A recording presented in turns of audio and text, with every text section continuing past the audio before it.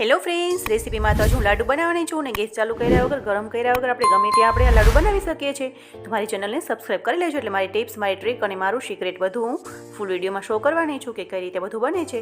અત્યારે તો હું ફાસ્ટ ફૂલ 59 સેકન્ડમાં વિડીયો બનાવું છું એટલે બધી પૂરી ડિટેલ્સ નથી. પૂરી ડિટેલ્સમાંથી તમારી મારી ચેનલને સબસ્ક્રાઈબ કરવી પડશે અને ફૂલ વિડીયો હું જલ્દી અપલોડ કરવાનો છું. તો આપણે ખાંડને પહેલાં આ રીતે એકદમ ઝીણો કરી લેવાનો છે, બારીક પાવડર કરી લેવાનો છે અને ડાળીને પણ આ રીતે પાવડર કરી લેવાનો છે એકદમ, અને બંનેને એકદમ મિક્સ કરી દેવાનું છે અને એક જ વાસણમાં, મોટા વાસણમાં કાઢી લઈશું, મિક્સ કરી લઈશું અને એમાં ગરમ ગરમ ઘી એડ કરવાનું છે અને થોડું થોડું કરીને ઘી એડ કરવાનું છે. લાસ્ટમાં આપણે બધું ઘી એડ કરી દેવાનું છે અને સરસ એવું મિક્સર બનાવી લેવાનું છે. મેં કાનાજી માટે નાના લાડુ બનાવી દીધા છે અને હવે આપણે બીજા લાડુ આમાં પેપર કપમાં રાખવાના છે એટલે એકબીજાને ચીપકે નહીં અને સરસ એવા લાગે અને આપણે એને સ્ટોર પણ કરી શકીએ.